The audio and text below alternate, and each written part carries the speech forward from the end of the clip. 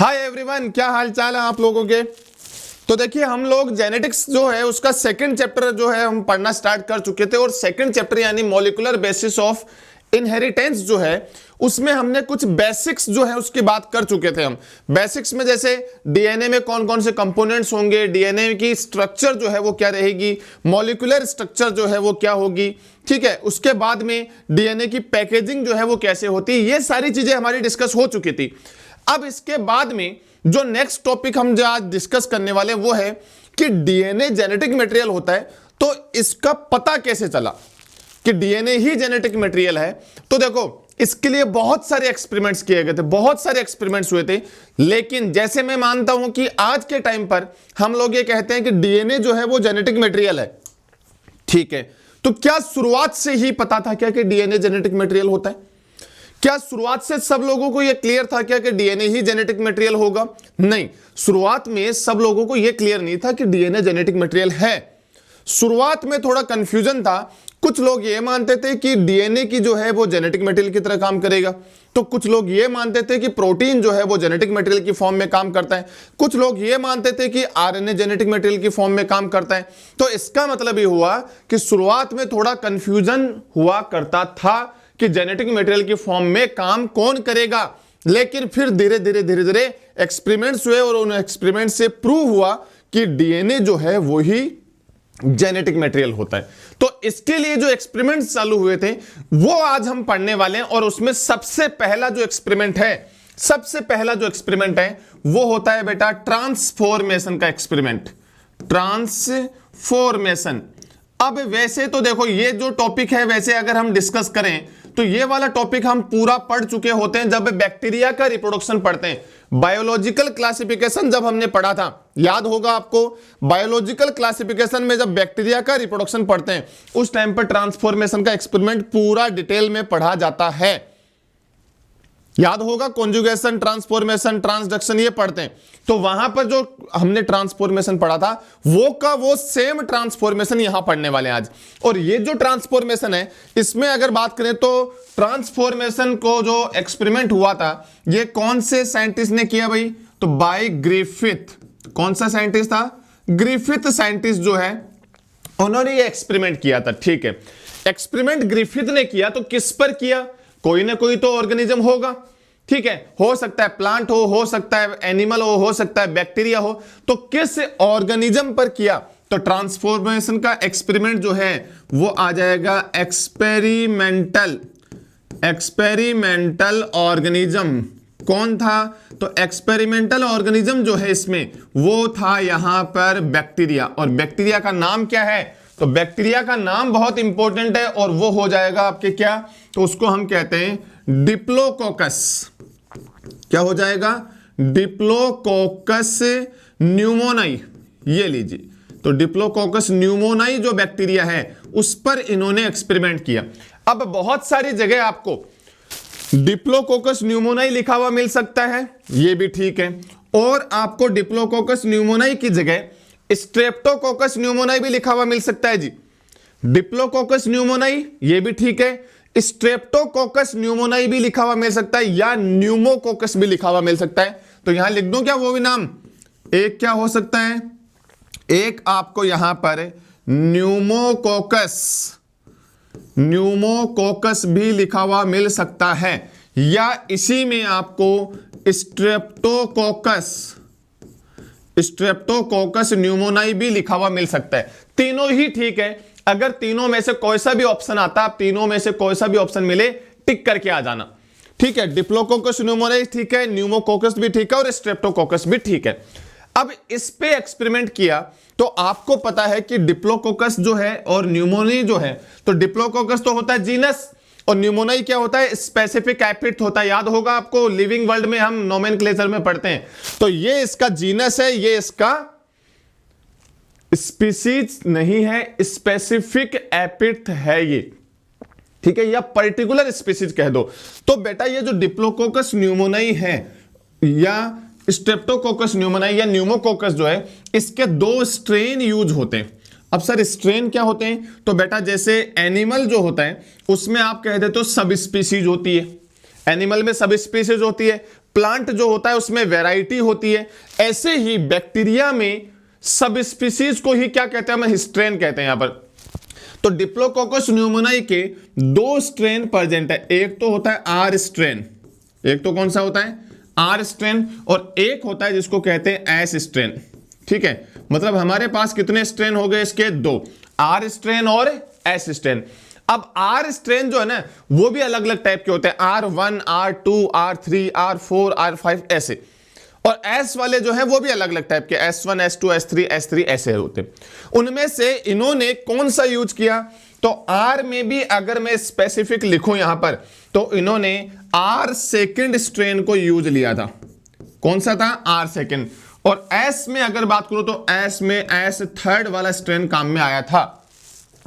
तो यह ध्यान रखना है, डिप्लोकोकस न्यूमोनाई में आर सेकंड स्ट्रेन और एस थर्ड स्ट्रेन जो है वो यूटिलाइज किया गया। अब बात आती है कि सर इसको आर क्यों कहते हैं, आर क्यों कहा जा रहा है, या सर इसको एस नाम क्यों दिया। आर वर्ड जो है यहां पर वो किसको रिप्रेजेंट करता है, आर वर्ड रिप्रेजेंट करता है यहां पर रफ को। किसको रिप्रेजेंट करेगा बच्चे, वो रफ को रिप्रेजेंट करेगा। और एस किसको रिप्रेजेंट करता है, एस रिप्रेजेंट करता है जी स्मूथ। तो यहां पर इसका मतलब ये हुआ कि ये जो आर स्ट्रेन है वो तो होगा रफ, और ये जो एस स्ट्रेन है ये क्या रहेगा, ये हो जाएगा स्मूथ। ये क्लियर हुआ, ये रफ है और ये स्मूथ है। सर ये रफ क्यों है, सर ये स्मूथ क्यों है। तो अब थोड़ा सा कॉन्सेप्ट आप लगाएंगे सेल बायोलॉजी का, और सेल बायोलॉजी में हमने कहा था प्रोकैरियोटिक सेल जो होता है उसके ऊपर की तरफ, प्रोकैरियोटिक सेल में ऊपर की तरफ एक ग्लाइकोकैलिक्स की लेयर होती है, याद आया। और ग्लाइकोकैलिक्स की जो लेयर होती है उसमें हम कहते हैं या तो वो होगी लूज या वो होगी थोड़ी सी स्ट्रांग। अगर ग्लाइकोकैलिक्स की लेयर लूज होती है तो उसको मैं क्या कह देता हूं, उसको स्लिम लेयर कहते हैं मन। और ग्लाइकोकैलिक्स की लेयर ही अगर स्ट्रांग हो तो उसको क्या कहा जाएगा, उसको कहा जाता है कैप्सूल। और कैप्सूल किसके लिए रिस्पॉन्सिबल होता है, कैप्सूल रिस्पॉन्सिबल होता है कि जिस भी बैक्टीरिया में कैप्सूल होगा उस बैक्टीरिया को होस्ट का इम्यून सिस्टम आइडेंटिफाइड नहीं करता है। यह मैंने सेल बायोलॉजी के कॉन्सेप्ट्स में आपको पूरा डिटेल से पढ़ाया था कि जैसे अगर किसी बैक्टीरिया के ऊपर कैप्सूल की लेयर लगी हुई है, कैप्सूल लगा हुआ है, वो अगर हमारी बॉडी में चला जाएगा तो हमारी बॉडी का इम्यून सिस्टम पहचान ही नहीं पाएगा उसको। और जब हमारी बॉडी का इम्यून सिस्टम उसको नहीं पहचान पा रहा, इसका मतलब सीधा क्या हुआ कि हमारी बॉडी का इम्यून सिस्टम पहचानेगा नहीं, इसका मतलब इम्यून सिस्टम उसके अगेंस्ट में काम नहीं करेगा। तो बैक्टीरिया अपनी मनमर्जी से क्या करेगा, डिजीज करना शुरू कर देगा, ग्रोथ करेगा और डिजीज करेगा। तो यहां पर इस आर सेकंड स्ट्रेन को रफ क्यों कहा गया, उसका कारण क्या था, उसका कारण यह था कि इसमें कैप्सूल लेयर जो है वो क्या हो जाती है, तो कैप्सूल इसमें एब्सेंट होता है बेटा, कैप्सूल नहीं मिलेगा। और इसमें क्या रहेगा, स्मूथ क्यों है ये, क्योंकि इसमें क्या प्रेजेंट है, यहां पर कैप्सूल लेयर प्रेजेंट होती है। ये लीजिए जी, अब कैप्सूल प्रेजेंट होने से फायदा क्या, तो देखो इसके ऊपर कैप्सूल नहीं है, इसके ऊपर कैप्सूल है। तो ये बताओ अगर ये वाला बैक्टीरिया बॉडी में जाएगा तो इसके ऊपर तो कैप्सूल लगा है, और कैप्सूल लगा तो क्या इसको बॉडी का इम्यून सिस्टम पहचानेगा, क्या नहीं पहचानेगा। मतलब ये अपनी मन मर्जी करेगा कि नहीं करेगा, बताओ करेगा, और मन मर्जी करेगा मतलब डिजीज करेगा। इसके ऊपर कैप्सूल एब्सेंट है, कैप्सूल एब्सेंट है, दैट मींस इसको हमारी बॉडी का इम्यून सिस्टम पहचान लेगा, पहचानते ही इम्यून सिस्टम क्या करेगा, इसको डिग्रेड कर देगा, तोड़ देगा, तो ये बैक्टीरिया की डेथ हो जाएगी, ये डिजीज नहीं करेगा।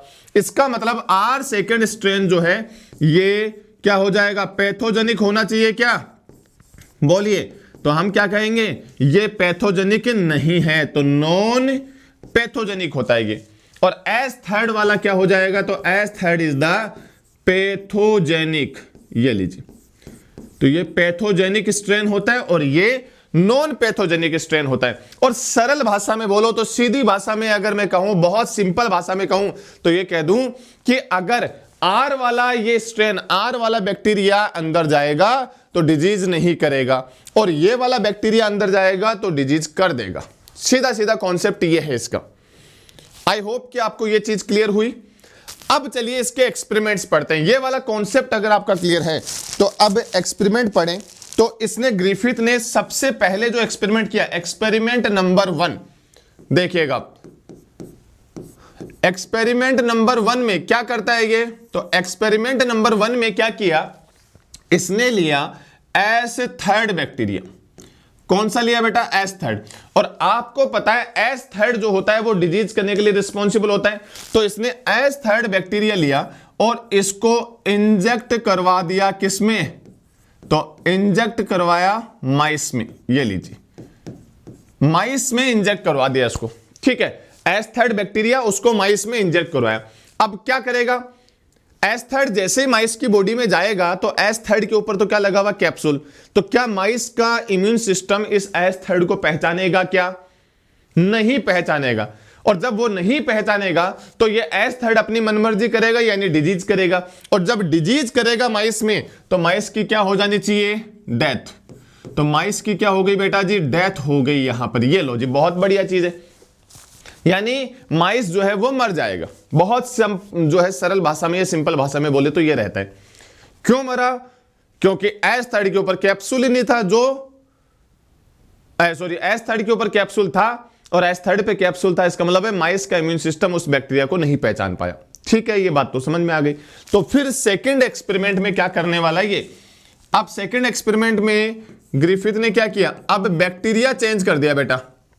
और एक्सपेरिमेंट नंबर सेकंड में इसने लिया आर सेकंड, और आर सेकंड जो है इसको करवा दिया इंजेक्ट। ये लो जी, आर सेकंड इंजेक्ट होगा इसमें, किसमें, माइस में। तो बताइए माइस की डेथ होनी चाहिए या नहीं होनी चाहिए।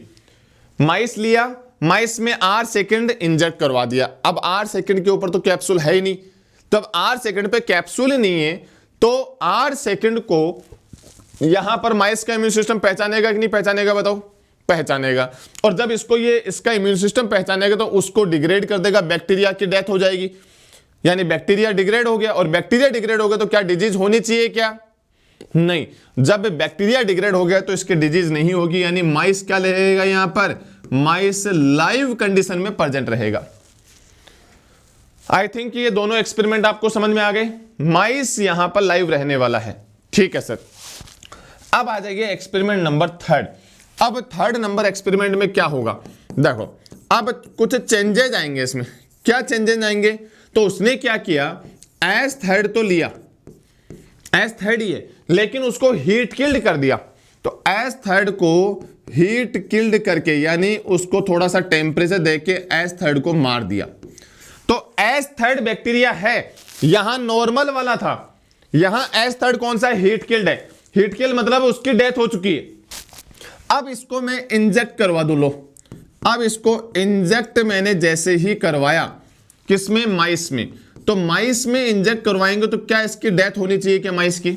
सोचो, माइस है, माइस में बैक्टीरिया कौन सा डाला, एस थर्ड वाला, लेकिन एस थर्ड वाला कैसा, हीट किल्ड है, यानी जो बैक्टीरिया डाला है वो तो पहले से मरा हुआ है। अब वो बैक्टीरिया अगर पहले से मरा हुआ है तो क्या वो माइस में डिजीज करेगा, नहीं। और जब माइस में डिजीज नहीं करेगा तो इसका मतलब माइस क्या रहेगा, लाइव रहेगा। कोई दिक्कत वाली बात नहीं है, समझ में आ रही है ये बात तो, ठीक है सर। अब बढ़िए आगे, और एक्सपेरिमेंट नंबर आ जाएगा फोर्थ। फोर्थ एक्सपेरिमेंट में क्या होने वाला, देखो फोर्थ एक्सपेरिमेंट में क्या करेगा ये करेगा यहां पर आर सेकंड तो लेगा बेटा जी लाइव, यानी नॉर्मल, जिंदा है आर सेकंड तो, ठीक है। आर सेकंड तो है लाइव, यानी नॉर्मल सिचुएशन का है। और इसी के साथ मिक्स कर दिया किसको, एस थर्ड को। और एस थर्ड भी कौन से वाला, एस थर्ड भी हीट किल्ड वाला। समझ रहे हैं आप चीज को, क्या क्या किया इसने दो चीजें एक साथ लिए। देखो अब दो चीजें कौन सी, एस थर्ड तो हीट किल्ड, एस थर्ड तो हीट किल्ड यानी मरा हुआ है एस थर्ड वाला तो, और आर सेकंड कैसा है, लाइव है। दोनों का मिक्सर बनाया।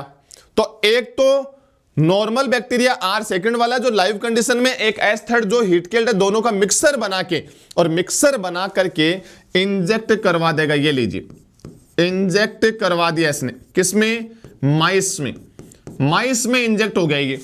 तो माइस की डेथ होनी चाहिए या नहीं होनी चाहिए, सोचो, होनी चाहिए या नहीं होनी चाहिए। तो यहां पर अगर मैं कहूं कि आर सेकंड है लाइव, तो ये आर सेकंड तो डेथ करता ही नहीं है भाई, आर सेकंड से तो डेथ नहीं होनी चाहिए। क्यों, क्योंकि आर सेकंड तो नॉर्मल बैक्टीरिया है जिसपे कैप्सूल है ही नहीं। और एस थर्ड है जो हीट किल्ड है, तो एस थर्ड जो हीट किल्ड वाला एस थर्ड है वो भी डिजीज नहीं करता। तो मतलब इन दोनों की वजह से डेथ होनी नहीं चाहिए थी, लेकिन यहां पर क्या हुआ, यहां पर इस माइस की डेथ हो गई। मतलब ये एक क्वेश्चन मार्क आ गया, यहां पर ये क्वेश्चन मार्क आ गया कि डेथ होनी नहीं चाहिए थी लेकिन डेथ हो गई। तो अब ग्रिफिथ से पूछा गया कि क्यों हुई भाई साहब, बताओ कारण बताओ, इसकी डेथ क्यों हुई। अब ग्रिफिथ इसका आंसर देगा। देखो इसकी डेथ क्यों हुई, अब ग्रिफिथ से पूछा गया बताइए जी इसकी डेथ क्यों हो गई है, जबकि आर सेकंड की वजह से डेथ नहीं होनी चाहिए थी और एस थर्ड हीट किल्ड है उसकी वजह से भी डेथ नहीं होनी चाहिए, तो दोनों की वजह से नहीं होनी चाहिए थी लेकिन फिर भी डेथ हुई है। अब डेथ हुई है तो कारण तो बताना पड़ेगा, अगले की जान चली गई यहां पर, आप कारण बताइए जी ऐसा क्यों हुआ।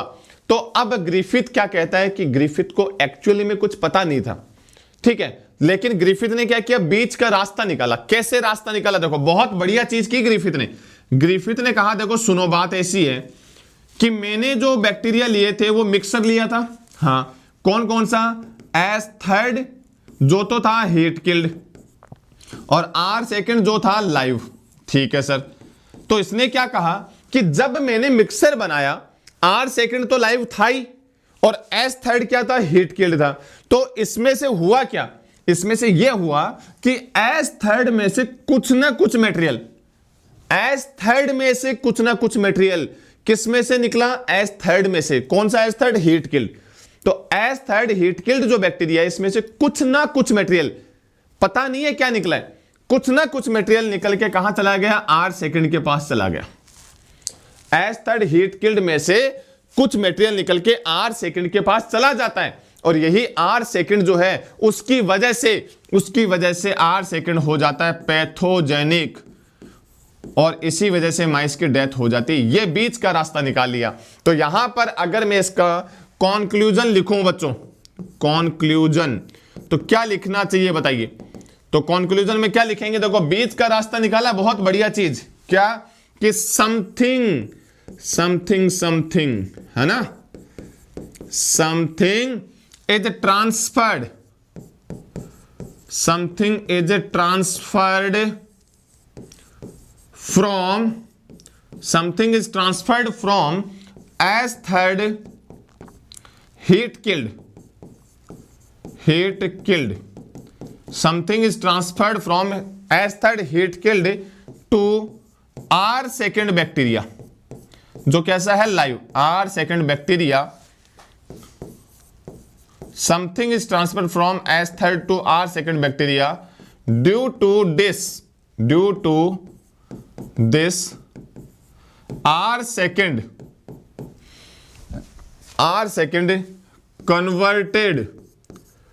converted या बिहेव कन्वर्टेड इनटू पैथोजेनिक। ये लो जी कि आर सेकंड क्या हो गया, उसकी वजह से पैथोजेनिक में कन्वर्ट हो गया, डिजीज करने वाले में कन्वर्ट हो गया है। अब क्या ट्रांसफर हुआ ये पता चला कि आपको बताओ, नहीं जी ये पता नहीं चला। इसका मतलब जो मटेरियल ट्रांसफर हुआ उसका बायोकेमिकल नेचर नहीं पता हमारे को। बायोकेमिकल नेचर मतलब है कि वो डीएनए ट्रांसफर हुआ था या वो आरएनए ट्रांसफर हुआ था या वो प्रोटीन ट्रांसफर, क्या ट्रांसफर हुआ ये पता नहीं चला। इसीलिए हमने क्या लिखा कि इसका एक ड्रॉबैक भी रह गया बेटा। कॉन्क्लूजन के साथ साथ में क्या लिखेंगे, ड्रॉबैक। क्या था ड्रॉबैक, कि मटेरियल चला तो गया, समथिंग समथिंग, याद आया, समथिंग इज ट्रांसफर्ड, कुछ ना कुछ गया है लेकिन क्या गया ना ये नहीं पता। इसीलिए क्या लिखा यहां पर कि ड्रॉबैक क्या होगा कि Griffith didn't explain the Griffith didn't explain the biochemical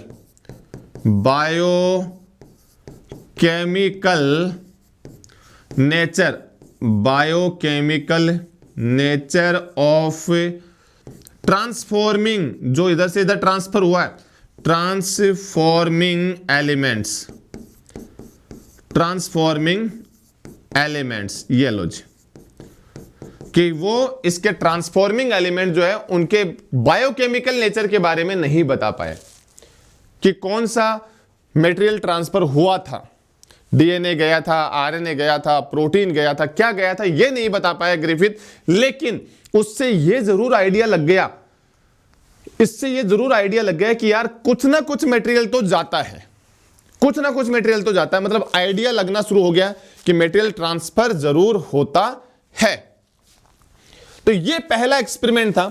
अब इसमें भी देखो, इसमें भी जो है ना बहुत सारी चीजें और आती है, जब और डिटेल पढ़ते हैं कि इसमें कॉम्पिटेंस होता है एक, है ना, कॉम्पिटेंस क्या होता है, कैसे ये वो मटेरियल जाता है, वो थोड़ा सा मैं इधर बता देता हूं, लिखवा नहीं रहा हूं, किसी को लिखना है तो वो लिख लेना अपने हिसाब से, मैं आपको थोड़ा सा समझा देता हूं। देखो होता है क्या, ये पूरा हमारे पास मिक्सर है, ठीक है, ये मिक्सर है, इस मिक्सर में ये बैक्टीरिया है एस्थाइड वाला, ये एस्थाइड हीट किल्ड है, ठीक है, एस्थाइड हीट किल्ड बैक्टीरिया। ये है बेटा जी R सेकंड जो है नॉर्मल, यानी R सेकंड तो जिंदा है ना, लाइव है ना, तो बेटा R सेकंड जो लाइव है इसके ऊपर क्या होते हैं, यहां रिसेप्टर्स लगे होते हैं ऐसे। R सेकंड जो लाइव है इसके ऊपर क्या लगे हुए हैं, रिसेप्टर्स, और इन रिसेप्टर्स को हम कहते हैं डीएनए बाइंडिंग प्रोटीन। क्या बोला जाता है, डीएनए बाइंडिंग प्रोटीन कहा जाता है इसको। ये लो जी, किसके ऊपर लगा हुआ है ये R सेकंड, एस्थाइड के ऊपर नहीं है। क्यों, क्योंकि एस्थाइड की तो डेथ हो चुकी है, हीट किल्ड है ना वो तो R सेकंड की जो लाइव है उसके ऊपर रिसेप्टर्स लगे हुए हैं बाहर की तरफ, जिनको डीएनए बाइंडिंग प्रोटीन कहते हैं, ठीक है। अब होता क्या है कि ये जो एस्थाइड है ना, इस एस्थाइड के पास में क्या बेटा, खुद का डीएनए, तो ये इसका खुद का डीएनए यहां पर प्रेजेंट है। देखो यहां डीएनए बना देता हूं इसका, ये इसका डीएनए, तो होगा क्या कि ये डीएनए निकलेगा बाहर, ये लो जी, ये डीएनए आ गया बाहर, किससे, एस्थाइड से। अब कोई कहेगा सर इसका डीएनए खराब नहीं हुआ क्या, डीएनए खराब नहीं हुआ है, क्योंकि टेम्परेचर इतना ही दिया जाता है वो पूरा कंट्रोल्ड वे में कि डीएनए खराब नहीं हो इसका, ठीक है। तो यहां पर डीएनए जो है वो कहां निकल गया, इस बैक्टीरिया से बाहर निकल गया, बैक्टीरिया से बाहर निकल गया यानी सराउंडिंग मीडियम में आ गया, ठीक है, सराउंडिंग मीडियम के अंदर इसका डीएनए आ चुका है बेटा जी, किसका, एस्थाइड वाले का। और आपको पता है एस्थाइड वाला जो डीएनए है उसमें क्या होती है प्रॉपर्टी, कैप्सूल बनाने की प्रॉपर्टी होती है। तो जैसे ये डीएनए बाहर आया, बाहर आते ये डीएनए इस डीएनए बाइंडिंग प्रोटीन से जुड़ जाएगा, क्या बताइए, ये डीएनए बाइंडिंग प्रोटीन इससे जुड़ गया, और ये डीएनए बाइंडिंग प्रोटीन इस डीएनए को अंदर ले जाएगा। अंदर ले जाने की भी प्रोसेस होती है, पहले सिंगल स्ट्रैंड में कन्वर्ट करता है, फिर इसको अंदर लेके जाता है। तो ये डीएनए इसके अंदर चला जाएगा, और आपको पता है जब एस्थाइड वाला डीएनए R सेकंड वाले बैक्टीरिया में जाएगा तो इस डीएनए में कैप्सूल बनाने की प्रॉपर्टी है कि नहीं है, कैरेक्टर है ना, तो इस R वाले के बाहर क्या बन जाएगा, कैप्सूल, और कैप्सूल बनते ही पैथोजेनिक हो जाएगा। ये प्रोसेस होती है।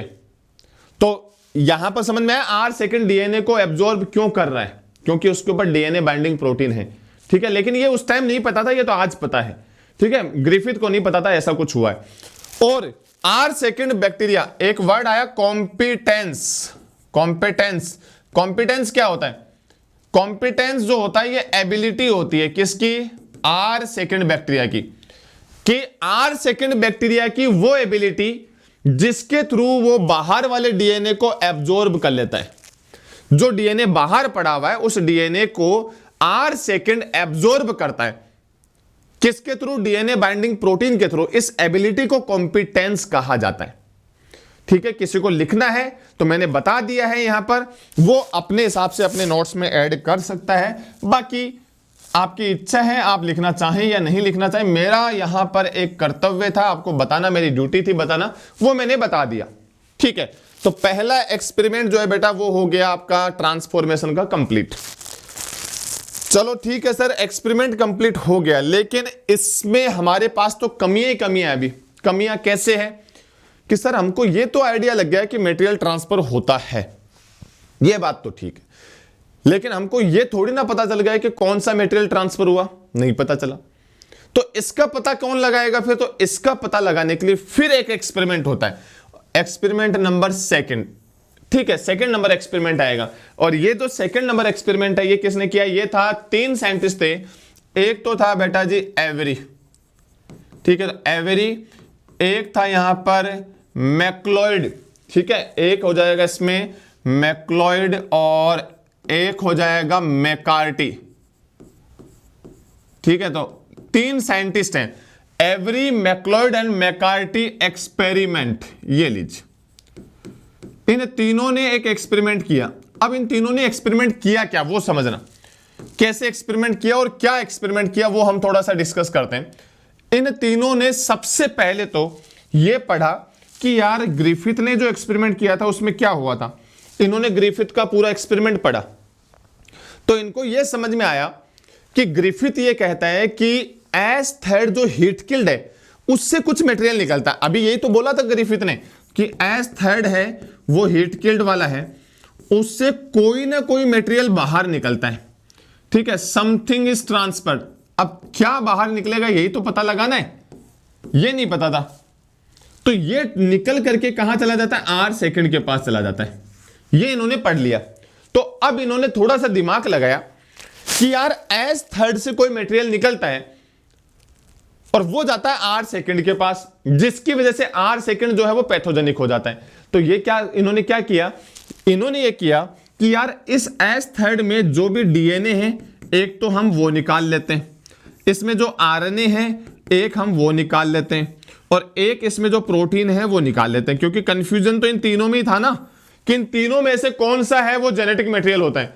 तो इन्होंने क्या किया, एस थर्ड जो हीट किल्ड वाला है इसमें से तीनों मटेरियल को बाहर निकाल लिया है। कौन कौन से, डीएनए, आरएनए और प्रोटीन, इन तीनों को बाहर निकाला। तो यहां लिख दें अपन isolate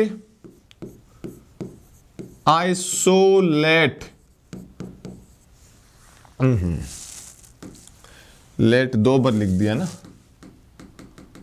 isolate DNA, RNA and protein, isolate DNA, RNA and protein from S third heat killed bacteria.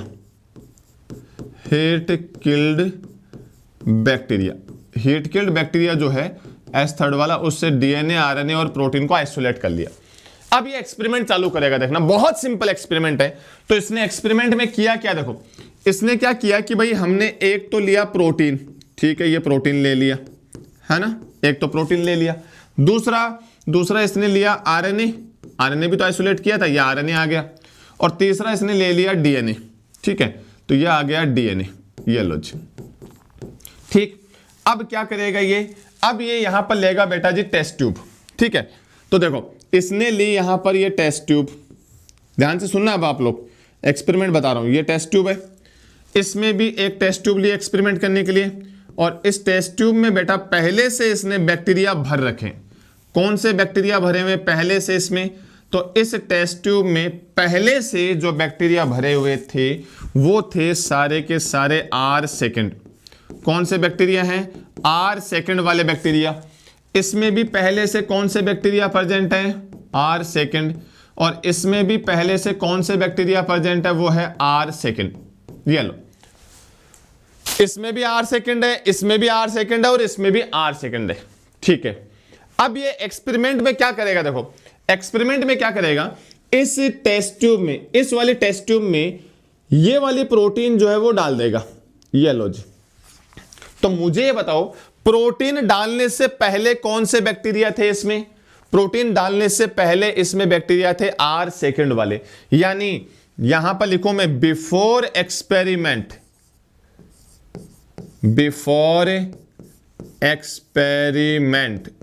Experiment से पहले कौन से बैक्टीरिया थे इसमें, तो मैं लिखूंगा आर सेकंड। समझ पा रहे हैं क्या आप ये बात, एक्सपेरिमेंट प्रोटीन जब मिलाई उससे पहले, देखो आरएनए मिलाने से पहले क्या, आर सेकंड, डीएनए मिलाने से पहले क्या, आर सेकंड, प्रोटीन मिलाने से पहले भी क्या था, आर सेकंड ही था।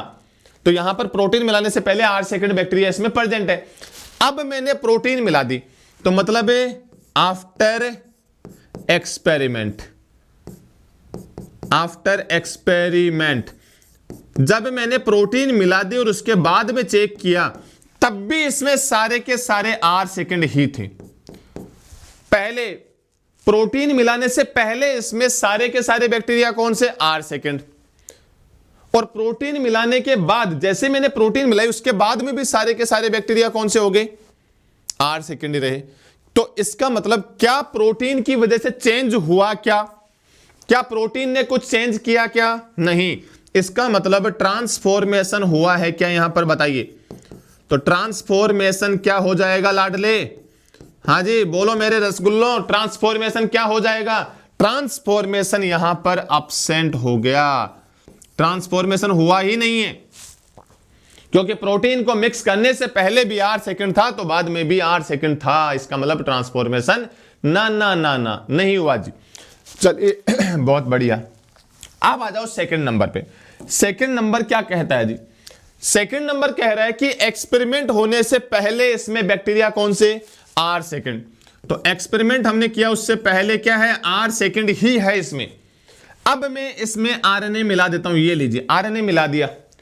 RNA मिलाने के बाद यानी एक्सपेरिमेंट के बाद में हम चेक करेंगे वापस, तो भी हमको क्या मिलेगा?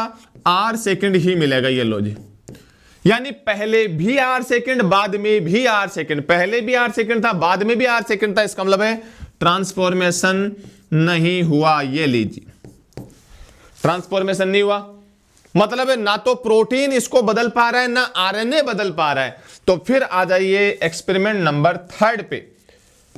और एक्सपेरिमेंट नंबर थर्ड क्या कहता है कि DNA मिलाने से पहले, एक्सपेरिमेंट करने से पहले इसमें क्या प्रेजेंट है? इसमें R सेकंड प्रेजेंट है बेटा जी। एक्सपेरिमेंट करने से पहले क्या था? R सेकंड था इसमें, ठीक है। अब क्या होगा?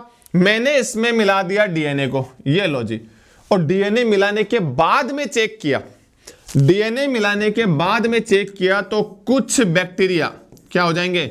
सम एस थर्ड बैक्टीरिया भी मिल जाते हैं। सारे के सारे तो नहीं, लेकिन कुछ बैक्टीरिया एस थर्ड भी मिलने शुरू हो गए। पहले सारे के सारे R सेकंड थे, लेकिन जैसे ही मैंने इसके अंदर DNA को मिक्स किया, DNA मिक्स करते ही कुछ बैक्टीरिया R सेकंड से एस थर्ड में कन्वर्ट हो गए। मतलब एक्सपेरिमेंट के बाद में क्या हो जाएगा? सम एस थर्ड प्रेजेंट, यानी कुछ ना कुछ बदल गया, और बदल गया मतलब ट्रांसफॉर्मेशन प्रेजेंट हो गया। बोले जी, तो इससे आपको पता चला कि नहीं चला कि यहां पर ना तो प्रोटीन चेंज कर पाया ना RNA चेंज कर पाया, लेकिन DNA ने चेंज कर दिया ना। तो DNA ही यहां पर चेंज करने के लिए रिस्पॉन्सिबल है। इसका मतलब है ग्रिफिथ के एक्सपेरिमेंट में भी वहां पर भी कौन ट्रांसफर हुआ था? DNA ही ट्रांसफर हुआ था। यह पता लगा लिया इसने, लेकिन इन्होंने और कंफर्म करना चाहा, इसको और कंफर्म करना चाहा तो एक एक्सपेरिमेंट और किया इन्होंने क्या किया?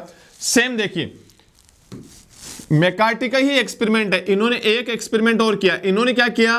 थोड़ा कंफर्म करने के लिए कि भाई कहीं कंफ्यूजन नहीं हो जाए, फिर से टेस्ट ट्यूब ली, देखना फिर से टेस्ट ट्यूब ली, और इस 3 टेस्ट ट्यूब ली फिर से, क्योंकि एक DNA के लिए, एक प्रोटीन के लिए और एक RNA के लिए। देखो ये टेस्ट ट्यूब आ गई। टेस्ट ट्यूब में पहले से क्या भरे हुए होते हैं? तो हमने कहा पहले से इसमें R सेकंड भरा हुआ था, ये लो जी। इसमें पहले से क्या भरे हुए हैं? तो इसमें भी R सेकंड ही हमने फिल कर रखे, और इसमें भी पहले से R सेकंड ही फिल किए हुए। कोई दिक्कत वाली बात नहीं है, दोनों तीनों टेस्ट ट्यूब में पहले से R सेकंड है, ठीक है। इसमें हम क्या करेंगे? तो हम इसका रिजल्ट देखेंगे बिफोर एक्सपेरिमेंट, एक्सपेरिमेंट से पहले, तो बिफोर एक्सपेरिमेंट, और एक हो जाएगा आपके after experiment, before experiment and after experiment, ये लीजिए, ठीक है। और यहां आ जाएगा ट्रांसफॉर्मेशन। अब हम इसमें थोड़ा सा चेंज करते हैं। देखो पहले वाले एक्सपेरिमेंट में क्या किया था इसने? पहले वाले में सिर्फ प्रोटीन मिलाई थी। अब क्या करेगा? अब ये एक चीज नहीं करता है, क्या? ये प्रोटीन तो डालेगा ही डालेगा इसमें, प्रोटीन के साथ में एक एंजाइम डाल देता है, प्रोटीएज। कौन सा एंजाइम है? प्रोटीएज, यानी जो प्रोटीन को तोड़ देता है। तो अभी मैंने मिक्स नहीं किया, मिक्स करने से पहले इसमें क्या है? सारे के सारे R सेकंड, ये लो जी, मिक्स करने से पहले सारे R सेकंड है। अब मैंने इस प्रोटीन और प्रोटीएज दोनों को मिक्स किया, तो अब बताओ बेटा, प्रोटीएज जो है वो क्या करेगा? इस प्रोटीन को तोड़ देगा, यानी प्रोटीन क्या हो गई? इनएक्टिवेटेड। प्रोटीन इनएक्टिवेटेड क्यों हुई? क्योंकि प्रोटीएज ने तोड़ दिया इसको। अब प्रोटीन और प्रोटीएज को जब डाला तो प्रोटीन तो इनएक्टिवेटेड है, तो क्या वो ट्रांसफर कर पाएगी क्या इसको? नहीं। मतलब है इसके बाद में भी R सेकंड ही रहा कि नहीं रहा? बताओ, इसके बाद में भी R सेकंड ही रहा ये, ठीक। इसका मतलब ट्रांसफॉर्मेशन एब्सेंट। क्लियर हुई बात? ट्रांसफॉर्मेशन नहीं होगा इसमें। यहां आ जाओ, इसमें क्या होगा, यहां पर हमने क्या किया, आरएनए तो था ही हमारे पास, और आरएनए के साथ में आरएनएज एंजाइम और डाल दिया, आरएनए के साथ में आरएनएज एंजाइम और मिक्स कर दिया, तो क्या होगा बताओ। एक्सपेरिमेंट करने से पहले सारे के सारे आर सेकंड है, बिल्कुल है। अब हमने मिक्स करके और इसको डाल दिया इसके अंदर, तो बताओ ये आरएनएज इस आरएनए को डिग्रेड कर देगा कि नहीं कर देगा। आरएनएज जो है वो इस आरएनए को तोड़ देगा, और आरएनए जो जैसे ही टूटेगा तो आरएनए क्या हो गया, इनएक्टिवेटेड, और इनएक्टिवेटेड होते ही ये यहां पर कोई चेंजेस नहीं कर सकता, यानी ट्रांसफॉर्मेशन क्या हो गया, अब्सेंट। ठीक है, तो ट्रांसफॉर्मेशन अब्सेंट हो जाएगा, ये भी यहां ट्रांसफॉर्मेशन नहीं हुआ। ठीक है, तो अब्सेंट लिख देता हूं डायरेक्ट। अब लास्ट वाले में देखना बेटा जी, लास्ट में क्या होने वाला है। लास्ट में आपने कहा कि आपने इसमें मिलाया डीएनए, और डीएनए के साथ मिला दिया डीएनएज एंजाइम।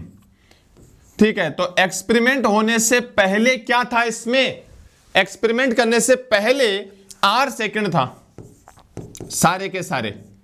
अब आपने डीएनए के साथ डीएनएज मिला दिया, तो होगा क्या कि अकेला डीएनए होता तब तो वो चेंज कर रहा था, अकेला डीएनए तो चेंज कर रहा था, लेकिन मैंने डीएनए के साथ डीएनएज मिला दिया, तो ये डीएनएज एंजाइम इस डीएनए को तोड़ देगा बेटा, यानी इस डीएनएज की वजह से ये डीएनए क्या हो गया, इनएक्टिव।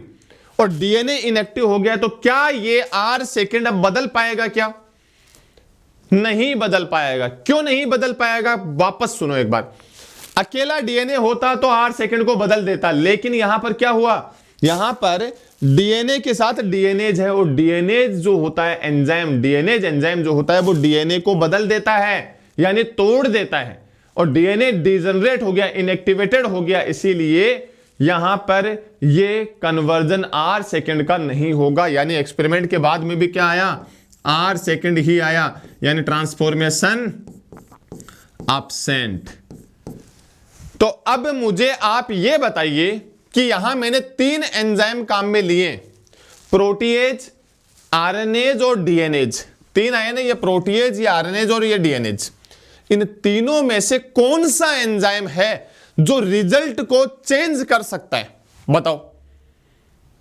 जब मैंने प्रोटीएज नहीं मिलाया था, जब मैंने प्रोटीएज नहीं मिलाया था तब इसका रिजल्ट क्या था, देखो अब्सेंट था ना ट्रांसफॉर्मेशन, और प्रोटीएज मिला दिया तो भी रिजल्ट क्या है, अब्सेंट, यानी रिजल्ट तो चेंज नहीं हुआ, जैसा पहले था वैसा ही है।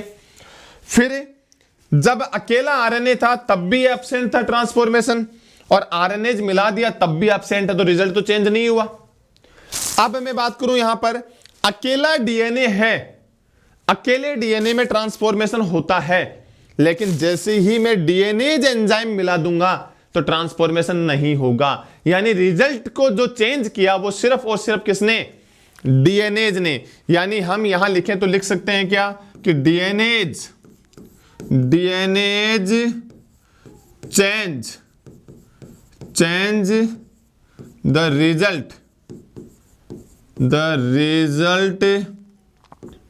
Result of experiment. ठीक है, कि अगर पूछ ले कौन सा एंजाइम है जो रिजल्ट को चेंज कर सकता है, वो डीएनएज है। इसीलिए कहा जाता है कि मैकार्टी का जो एक्सपेरिमेंट है वो एंजाइम्स के बेस पे होता है। यानी मैकार्टी एक्सपेरिमेंट का अगर आप बेसिस लिखना चाहें तो क्या लिखेंगे, एंजाइमेटिक रिएक्शंस अगर लिखना चाहते हैं तो। मैकार्टी एक्सपेरिमेंट जो है इसका बेसिस क्या माना जाता है, यहां लिख दो, मैकार्टी एक्सपेरिमेंट का बेसिस जो है वो क्या हो जाएगा बेटा, तो इसका बेसिस होता है एंजाइमेटिक रिएक्शंस। ये लीजिए, एंजाइमेटिक रिएक्शंस जो है ना वो इसका बेसिस माना जाता है, एंजाइम्स के रिएक्शंस के बेस पे होता है। इस एक्सपेरिमेंट से ये पता चल गया था कि जो मटेरियल ट्रांसफर हुआ था वो मटेरियल क्या था, डीएनए था, इससे पता चल गया था। लेकिन बेटा बहुत सारे लोगों ने इसको सही एक्सपेरिमेंट नहीं माना, पता चल गया था पहली बार इसी से ही पता चला था, लेकिन बहुत सारे लोगों ने इसको नहीं माना। नहीं माना तो नहीं माना भाई, ठीक है। तो इसके बाद में एक एक्सपेरिमेंट और भी आएगा।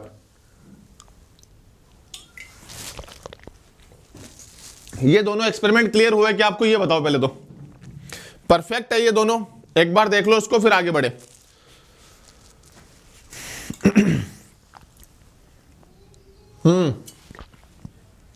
दो एक्सपेरिमेंट हो चुके हैं, पहले में पता नहीं चला था, दूसरे में पता चल गया है।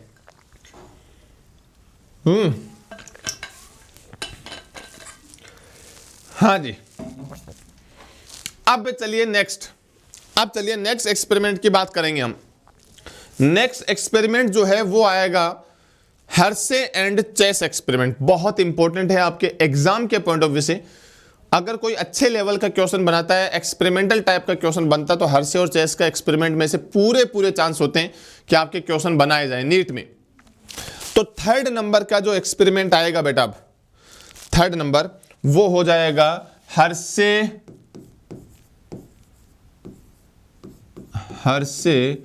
एंड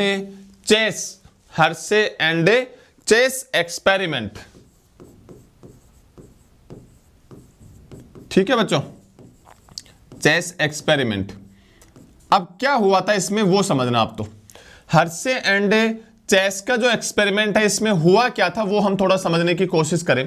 तो पहली चीज तो ये कि हर्शे और चेस ने जो एक्सपेरिमेंट किया था वो किस ऑर्गेनिज्म पे किया। ठीक है, तो यहां लिखें एक्सपेरिमेंट ऑर्गेनिज्म। कौन सा ऑर्गेनिज्म जो है उसको एक्सपेरिमेंट में इन्वॉल्व किया भाई इन्होंने। तो इन्होंने जो एक्सपेरिमेंट किया था वो दो ऑर्गेनिज्म इसमें इन्वॉल्व थे जी। कौन कौन से? पहला जो था वो तो था बैक्टीरियोफेज। बैक्टीरियोफेज जानते हो आप लोग? बैक्टीरियोफेज कह दो या कह दो बैक्टीरियल वायरस। तो बैक्टीरियोफेज एक तो ये इन्वॉल्व था, और बैक्टीरियोफेज में भी अलग अलग टाइप के एग्जांपल्स हैं। लैम्डा फेज होता है, 5174 बैक्टीरियोफेज होता है ना, M13 बैक्टीरियोफेज होता है, T2 होता है, T4 बैक्टीरियोफेज। इनमें से कौन सा था? ये T2 बैक्टीरियोफेज था। कौन सा था यहां पर? T2 bacteriophage. ये लीजिए, तो एक तो बैक्टीरियल वायरस यानी T2 बैक्टीरियोफेज था, और दूसरा जो बैक्टीरिया था वो कौन सा? तो बैक्टीरिया इसमें था बेटा ई कोलाई। कौन सा बैक्टीरिया यूज लिया था? ई कोलाई बैक्टीरिया यूज लिया था। अब कहानी ये आती है कि सर बैक्टीरियोफेज हमने पहली बार पढ़ा है इसमें, अभी तक तो किसी भी एक्सपेरिमेंट में काम नहीं आया बैक्टीरियोफेज, यहीं पर काम क्यों आया? बैक्टीरियोफेज को यहीं काम क्यों लिया गया? उसका क्या कारण था? तो बैक्टीरियोफेज को यहां पर कारण जो है वो उसका थोड़ा सा समझने की कोशिश करना कि ये एक्सपेरिमेंट में रेडियो एक्टिव सब्सटेंस यूज करेंगे बेटा। Radio active substance used. ठीक है, रेडियो एक्टिव सब्सटेंस जो है वो यूज्ड हुए एक्सपेरिमेंट में। कौन कौन से रेडियो एक्टिव सब्सटेंस यूज किए गए? इसने दो रेडियो एक्टिव सब्सटेंस यूज किए थे। एक तो यूज किया था इसने सल्फर, और एक यूज किया इसने फॉस्फोरस। सल्फर का कौन सा? S35 और फॉस्फोरस का S32। अब इनके कारण बताना चाह रहा हूं मैं, कारण बताऊंगा इनके कि क्यों यही क्यों यूज हुए। कार्बन का नहीं यूज हुआ या किसी और का, नाइट्रोजन का नहीं यूज हुआ, किसी का भी नहीं हुआ, सल्फर का और फॉस्फोरस का ही क्यों लिया? तो देखो बेटा बात ऐसी है कि जब हमें बैक्टीरियोफेज की स्ट्रक्चर पढ़े, देखो ठीक है, तो बैक्टीरियोफेज की स्ट्रक्चर जो है उसमें आपने पढ़ा होगा, एक बेसिक स्ट्रक्चर की मैं बात करूं, ठीक है, एक जनरल बेसिक स्ट्रक्चर पढ़ें तो आप लोग ऐसा ही कुछ पढ़ते हैं क्या? इस टाइप की बैक्टीरियोफेज की स्ट्रक्चर होते हैं ना, बेसिक की बात करें तो। जो बाहर की तरफ आपको अभी तक जो बना हुआ दिखाई दे रहा है, इसमें आप इस वाले पोर्शन को कहते हो हेड, फिर ये वाला पोर्शन है ये हो जाता है इसका कॉलर पोर्शन, फिर ये वाला जो पोर्शन इसको बोलते हैं अपन यहां पर नेक, फिर टेल, ठीक है, और टेल के बाद में ये टेल फाइबर्स आ जाते हैं, ऐसा ही रहता है। अब ये जो मैंने बनाया है ना, अभी तक जो बनाया है इसमें, ये पूरा का पूरा जो है इसको बोलते हैं हम कैप्सिड। ये पूरा का पूरा मटेरियल जो मैंने अभी तक बनाया है इसमें वो कैप्सिड है। कैप्सिड के अलग अलग पार्ट है, हेड है, कॉलर है, टेल है, नेक है, टेल फाइबर है, वो अलग है, लेकिन पूरा का पूरा जो आपको ऑरेंज कलर में दिख रहा है वो कैप्सिड है। और कैप्सिड जो बनता है वो बनता है प्रोटीन से। कैप्सिड किससे बनेगा बेटा? प्रोटीन से बनेगा, ठीक है सर। और इसके अंदर क्या होता है? इसके अंदर जो है वो प्रेजेंट रहता है यहां पर, इसके अंदर ये होता है इसका जेनेटिक मटेरियल। तो ये लीजिए, ये हो गया इसका जेनेटिक मटेरियल। मैं जेनेटिक मटेरियल क्यों लिख रहा हूं? क्योंकि आपको पता है कि डीएनए और आरएनए दोनों में से एक ही होता है वायरस में। तो दोनों तो नहीं हो सकते, यानी डीएनए आरएनए दोनों एक साथ तो होंगे नहीं, सिर्फ डीएनए या आरएनए। यहां क्या होगा, जेनेटिक मटेरियल में डीएनए होगा, ठीक है। तो इसमें जेनेटिक मटेरियल की फॉर्म में डीएनए होता है, और आपको बताया कि ये जो जेनेटिक मटेरियल है उसमें डीएनए प्रेजेंट है। अब सुनिए, आपने S35 ही क्यों यूज किया? मान लो आप कार्बन का कोई रेडियो एक्टिव सब्सटेंस यूज करते हो, सपोज दैट कार्बन का कोई रेडियो एक्टिव सब्सटेंस यूज करोगे, तो भाई साहब प्रोटीन में भी कार्बन होता है, प्रोटीन में भी कार्बन होता है और डीएनए में भी कार्बन होता है, तो दोनों में फिर रेडियो एक्टिविटी आ जाएगी ना। अगर कार्बन का कोई रेडियो एक्टिव आप यूज करो तो दोनों में ही कार्बन है, दोनों में कार्बन है, मतलब रेडियो एक्टिविटी दोनों में दिखाई देगी आपको, ठीक है। अगर आप नाइट्रोजन का यूज करो तो प्रोटीन में भी नाइट्रोजन है, इसमें भी नाइट्रोजन है, तो दोनों में रेडियो एक्टिविटी दिखाई देती है। इसीलिए इन्होंने क्या किया कि यार ऐसा कोई सब्सटेंस यूज करें जो सिर्फ प्रोटीन में ही हो। तो सल्फर, आपको पता है कुछ अमीनो एसिड होते हैं जिनमें सल्फर मिलता है, तो सल्फर का रेडियो एक्टिव अगर मैं यूज करता हूं, सुनना ध्यान से, सल्फर का रेडियो एक्टिव यूज करूंगा तो सिर्फ और सिर्फ प्रोटीन रेडियो एक्टिव होगी, सिर्फ प्रोटीन रेडियो एक्टिव होगी। डीएनए कभी रेडियो एक्टिव नहीं हो सकता, क्योंकि आपने पढ़ा है कि डीएनए में सल्फर होता ही नहीं है। बताओ कहां होता है? डीएनए में एक तो होती है शुगर, शुगर में नहीं है सल्फर, एक होता है फॉस्फोरिक एसिड और एक होता है आपके वो नाइट्रोजन बेस, तो उसमें कहीं सल्फर नहीं है। तो अगर आपने सल्फर को रेडियो एक्टिव फॉर्म में यूज किया तो सिर्फ प्रोटीन रेडियो एक्टिव होगी, और अगर आपने फॉस्फोरस को रेडियो एक्टिव फॉर्म में यूज करोगे तो सिर्फ डीएनए रेडियो एक्टिव होगा, क्योंकि डीएनए में तो फॉस्फोरिक एसिड है लेकिन प्रोटीन रेडियो एक्टिव नहीं होगी। तो आप डिफरेंशिएट कर सकते हो बहुत आसानी से। कारण पता चला यही क्यों यूज हुए, बताओ कारण पता चला इसका कि यही क्यों यूज किया S35 और P32, क्योंकि S35 होगा तो सिर्फ प्रोटीन रेडियो एक्टिव होगी और P32 होगा तो सिर्फ जेनेटिक मटेरियल यानी डीएनए रेडियो एक्टिव होगा। यह चीज अगर आपको क्लियर हो गई है तो अब हम एक्सपेरिमेंट पढ़ना शुरू कर देते हैं। अब इसका एक्सपेरिमेंट जब हम पढ़ें बेटा तो हम कहते हैं एक्सपेरिमेंट नंबर 1 जो है, देखना अब एक्सपेरिमेंट नंबर 1, इसमें क्या करेगा ये, इसमें यहां पर S35 को यूज करेगा। S35 यूज हुआ है रेडियो एक्टिव फॉर्म में। अब आप मुझे बताइए, आपको कॉन्सेप्ट क्लियर हुआ है? अगर मैं S35 को यूज करता हूं, S35 को यूज करता हूं तो बैक्टीरियोफेज का कौन सा पोर्शन रेडियो एक्टिव होना चाहिए? S35 है तो ये प्रोटीन में होगा सल्फर, यानी सिर्फ कैप्सिड जो है बाहर वाला पोर्शन जो है वो रेडियो एक्टिव होना चाहिए, डीएनए रेडियो एक्टिव नहीं होना चाहिए। तो यहां पर मैं रेडियो एक्टिव को थोड़ा सा यहां पर पिंक कलर में रिप्रेजेंट कर दूं, तो रेडियो एक्टिव अगर ये है तो ये पिंक कलर का पोर्शन है, यानी ये रेडियो एक्टिव है जी, यानी कैप्सिड तो कैसा हो गया, रेडियो एक्टिव हो गया, ठीक है। और डीएनए कैसा रहेगा बच्चे, इसका डीएनए हो जाएगा नॉर्मल। तो यहां लिख दूं क्या कि ये जो यहां पर देखना, ये जो पोर्शन है इसका डीएनए, तो ये तो हो गया बेटा जी क्या, नॉर्मल, डीएनए तो है नॉर्मल, और ये जो कैप्सिड है, कैप्सिड कैसा हो गया बताओ, कैप्सिड हो गया रेडियो एक्टिव। ये आपको समझ में आ रहा है क्या कॉन्सेप्ट, रेडियो एक्टिव क्यों है ये? क्योंकि S35 और S35 में क्या होगा, S35 है तो उसके अंदर यहां पर सिर्फ कैप्सिड रेडियो एक्टिव और डीएनए नॉर्मल रहने वाला है। ठीक है सर, ये तो मेरे को क्लियर हो गया। अब एक्सपेरिमेंट करेगा, तो एक्सपेरिमेंट में सबसे पहली प्रोसेस क्या होती है? एक्सपेरिमेंट की सबसे पहली प्रोसेस होती है इन्फेक्शन। इन्फेक्शन में क्या होता है, इन्फेक्शन के अंदर क्या होगा, इन्फेक्शन में ये जो यहां पर हमारे पास प्रेजेंट है, देखो हमारे पास क्या प्रेजेंट है, हमारे पास ये बैक्टीरिया प्रेजेंट है। कौन सा बैक्टीरिया है ये बैक्टीरिया है ई कोलाई, ठीक है। इसमें ये इस बैक्टीरिया का खुद का डीएनए है, समझना ध्यान से, ये बैक्टीरिया ई कोलाई है, इस ई कोलाई में ये खुद का जीनोफोर है कि नहीं है, यहां लिख दूं मैं, यानी ये जीनोफोर इसका खुद का है, ठीक है सर। अब इन्फेक्शन में क्या होता है कि इस बैक्टीरिया के ऊपर आके ये वायरस जो है, या कह दो ये वाला जो यहां बैक्टीरियोफेज है वो इन्फेक्शन करेगा।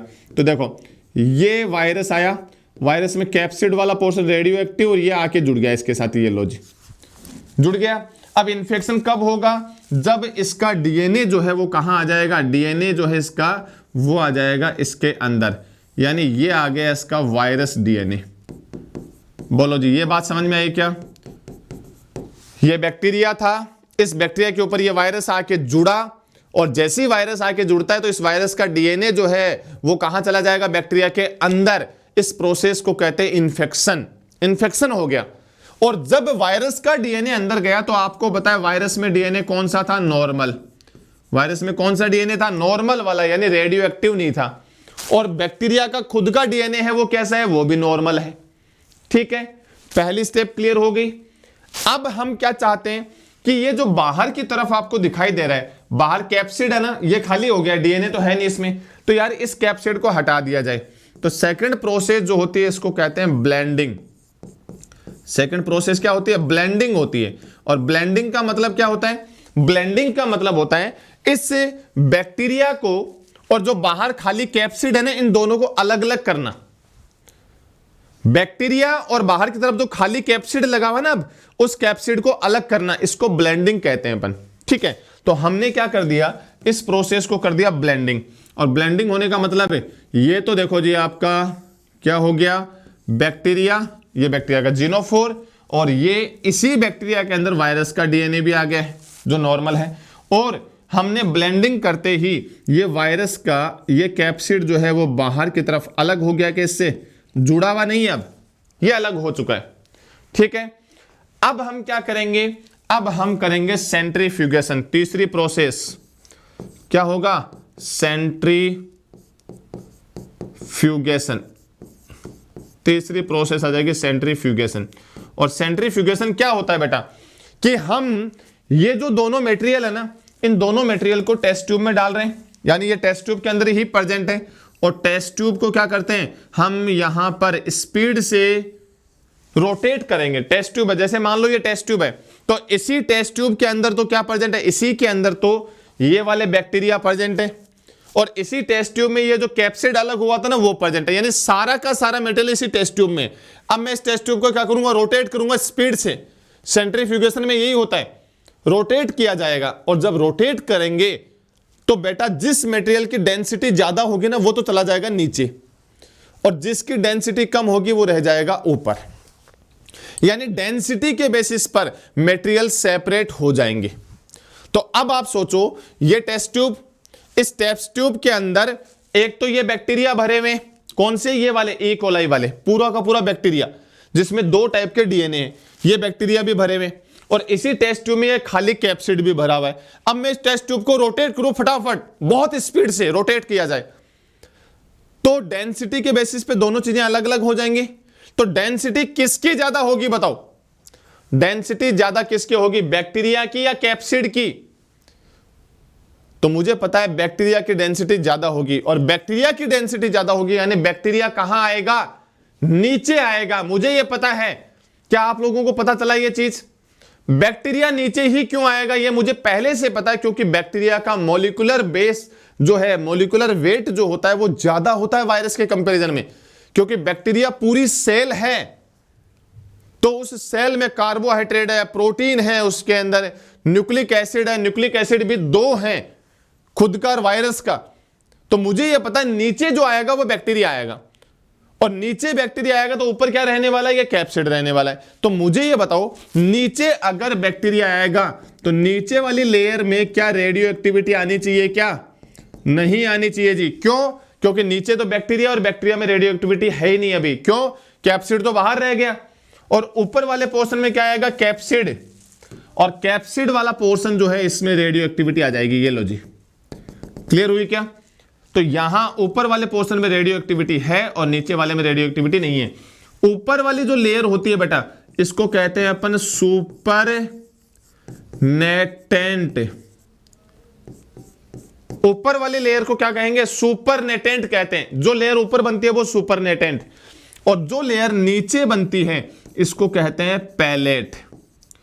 ये लेयर हो गई, ऊपर वाली लेयर सुपर नेटेंट, नीचे वाली लेयर पैलेट। तो अब मुझे बताइए कि जब हमने S35 यूज किया, सुनना ध्यान से, S35 यूज किया, तो कौन सी लेयर सुपरनेटेंट या पैलेट में से कौन सी लेयर रेडियो एक्टिव हुई? तो सुपरनेटेंट रेडियो एक्टिव हो गई ना, हां या ना?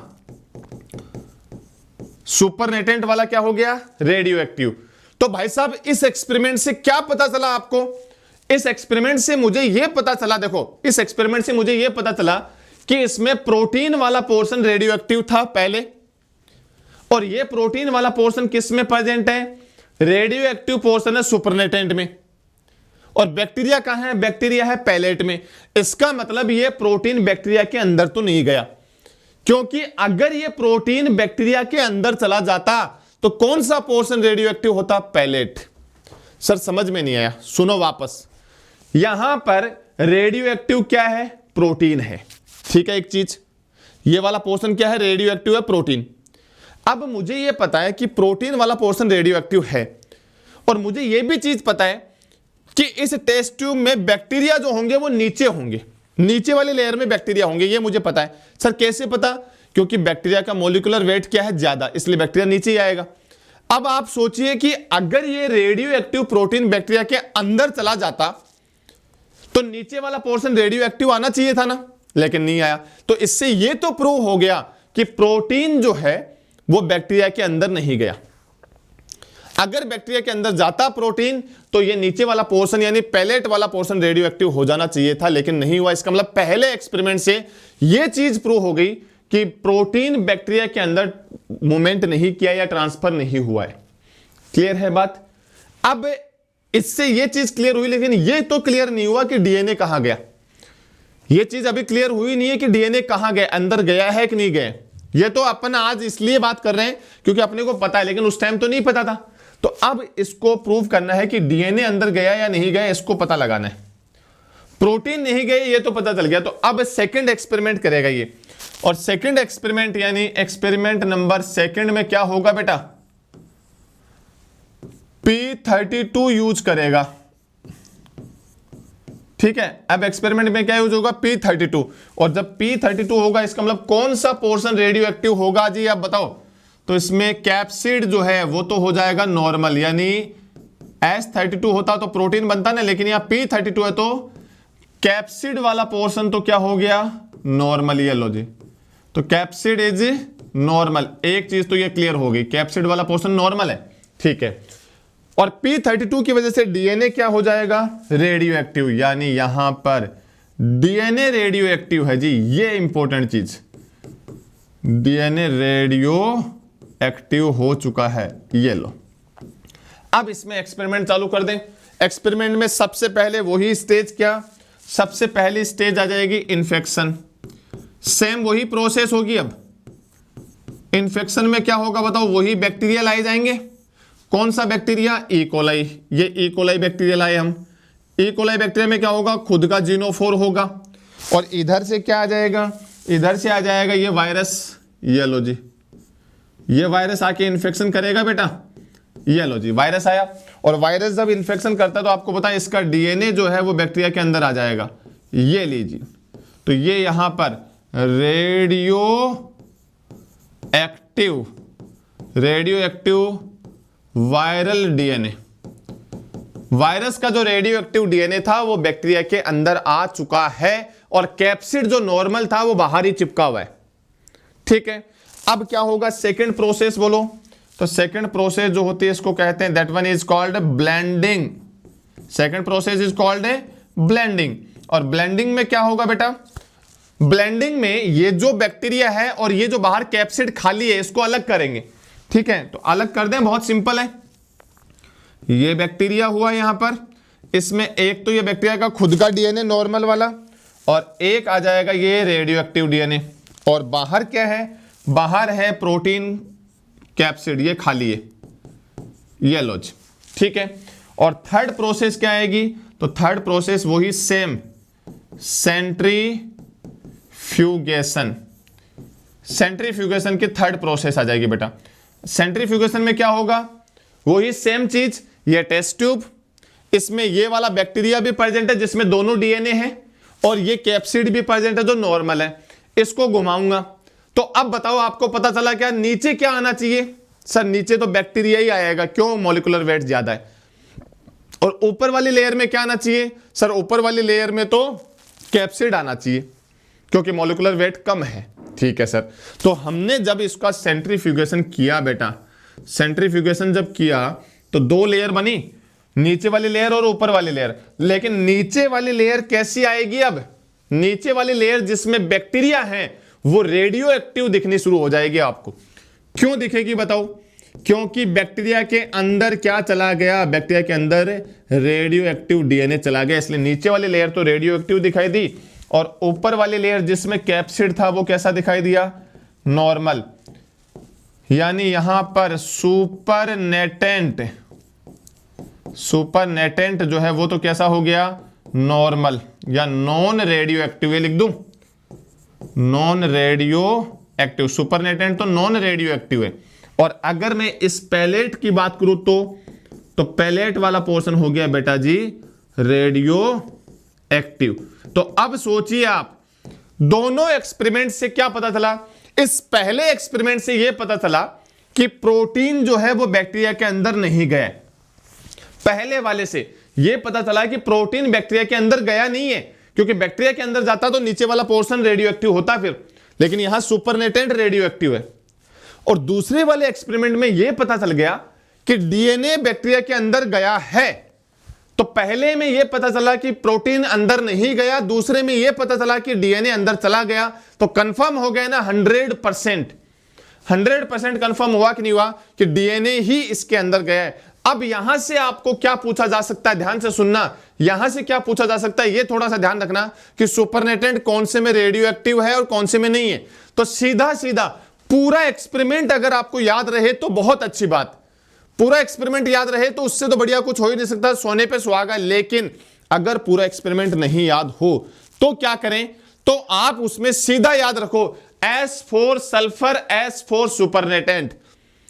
जिसमें सल्फर रेडियो एक्टिव होता है उसका सुपरनेटेंट रेडियो एक्टिव हो जाता है। S से S ध्यान रखना। और यहां P4 फॉस्फोरस और P4 पैलेट, जिसमें फॉस्फोरस रेडियो एक्टिव होता है उसका पैलेट वाला पोर्शन रेडियो एक्टिव हो जाता है। याद रह जाएगा ये तो।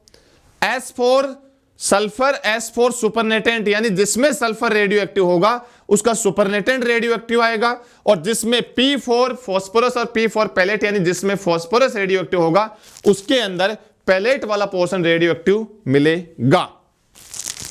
क्लियर हुआ क्या ये चीज? बताओ जल्दी से, हां या ना।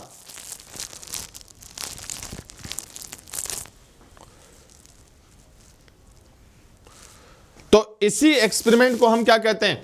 इसी एक्सपेरिमेंट को हम क्या कहते हैं कि ये जो एक्सपेरिमेंट है इसको एनसीईआरटी की लैंग्वेज में अगर हम लिखें तो इसको लिखा जाता है unequivocal proof. Unequivocal proof, unequivocal proof किसका प्रूफ कहा जाएगा? कि डीएनए इज जेनेटिक मटेरियल। तो unequivocal proof that DNA is genetic material.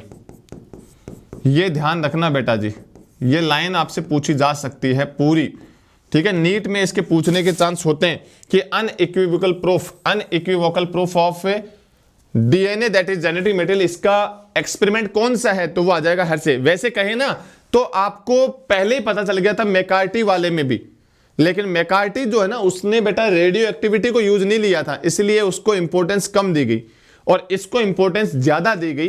तो इस एक्सपेरिमेंट से 100% प्रूव हो गया कि डीएनए ही जेनेटिक मटेरियल जो एक से दूसरे में ट्रांसफर होता है। तो इस टाइप से ये 3 एक्सपेरिमेंट जो थे वो हमारे हुए कंप्लीट। तीनों एक्सपेरिमेंट के मटेरियल जो है जेनेटिक मटेरियल उसकी सर्चिंग के लिए 3 मटेरियल जो है 3 एक्सपेरिमेंट है वो कंप्लीट हमने कर लिए हैं, ठीक है। तो आज की क्लास में इतना ही करेंगे। नेक्स्ट क्लास जो होगी उसमें हम नेक्स्ट टॉपिक जो पढ़ने वाले हैं वो होगा एक तो आरएनए वर्ल्ड पहला, दूसरा कि कोई भी मटेरियल अगर जेनेटिक मटेरियल की फॉर्म में काम करता है तो उसमें कौन कौन सी प्रॉपर्टीज होनी चाहिए वो, और उसके बाद में हम स्टार्ट करेंगे डीएनए रेप्लिकेशन यानी सेंट्रल डोगमा, वो स्टार्ट करेंगे। तो मिलते हैं अपन नेक्स्ट क्लास में। आज की क्लास में इतना ही, नेक्स्ट क्लास में मिलते हैं। तब तक के लिए आप लोगों से लेता हूं अलविदा। जय हिंद, जय भारत।